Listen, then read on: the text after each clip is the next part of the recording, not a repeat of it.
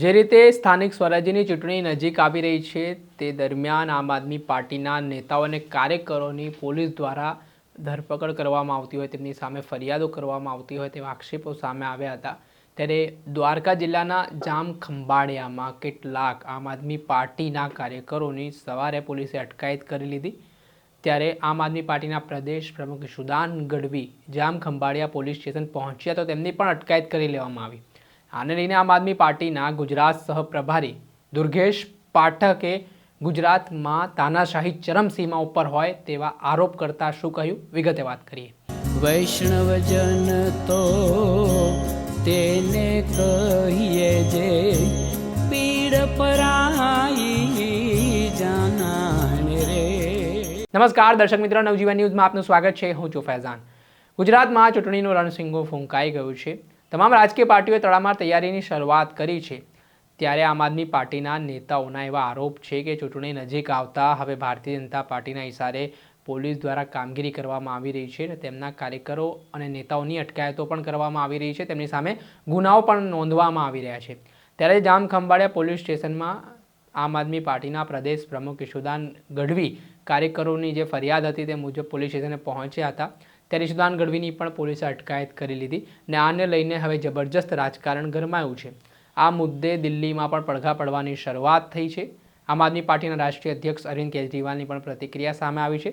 ત્યારે આમ આદમી પાર્ટીના ગુજરાત સહ પ્રભારી દુર્ગેશ પાઠકનું પણ મોટું નિવેદન સામે આવ્યું છે, જેમાં તેઓ કહી રહ્યા છે કે છેલ્લા થોડાક સમયથી આમ આદમી પાર્ટીના કાર્યકરો જે લોકોના મુદ્દા ઉઠાવી રહ્યા છે, લડત ચલાવી રહ્યા છે, તો તેમની સામે ગંભીર કલમો હેઠળ ગુનો નોંધવામાં આવી રહ્યો છે ને તેઓ એવો દાવો કરી રહ્યા છે કે આમ આદમી પાર્ટીના ડરના કારણે ભારતીય જનતા પાર્ટી આવા ષડયંત્ર કરી રહી છે ને ગુજરાતમાં તાનાશાહી હવે ચરમ પર હોય તેવા આક્ષેપો કર્યા છે।